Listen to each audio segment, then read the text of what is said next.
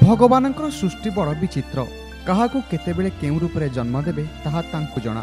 ହେଲେ କନ୍ଧମାଳ ଜିଲ୍ଲାରୁ ଏଭଳି ଏକ ଚିତ୍ର ଆସିଛି ଯାହାକୁ ଦେଖିଲେ ଆପଣମାନେ ବି ଆଶ୍ଚର୍ଯ୍ୟ ହୋଇଯିବେ। ଆପଣ ଭାବୁଥିବେ କଥାଟା ମିଛ, ହେଲେ କଥାଟା ପୁରା ସତ। କନ୍ଧମାଳ ଜିଲ୍ଲା ବାଲିଗୁଡ଼ା ବ୍ଲକ ଅନ୍ତର୍ଗତ ସୁଡ୍ର ପଞ୍ଚାୟତ ଅନ୍ତର୍ଗତ ଟିକାରାବାଜୁ ଗାଁର ଶାନ୍ତି ମଲ୍ଲିକ ଗତକାଲି ଶାନ୍ତିଙ୍କର ପ୍ରସବ ଯନ୍ତ୍ରଣା ହେବାରୁ ତାଙ୍କୁ ବାରଖମା ଗୋଷ୍ଠୀ ସ୍ୱାସ୍ଥ୍ୟକେନ୍ଦ୍ରରେ ଭର୍ତ୍ତି କରାଯାଇଥିଲା।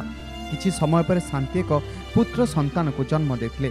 ହେଲେ ପିଲାଟିର ଜନ୍ମରୁ ଦୁଇଟି ଗୋଡ଼ ନାହିଁ।